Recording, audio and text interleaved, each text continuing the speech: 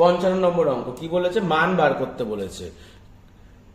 4 square plus root 8 তার whole square minus 4 root 25 বিয়োগ 10 এর মান বার করতে বলেছে। 4 তার হোল স্কয়ার কত, 16 প্লাস রুট 8 স্কয়ার আমি একটু দেখিয়ে দিচ্ছি, না তো মুখেই করতে পারতাম। রুট 8 স্কয়ার মানে 8 গুণ 8 বিয়োগ 4 রুট 25 মানে কত, 5 গুণ 5 বিয়োগ 10।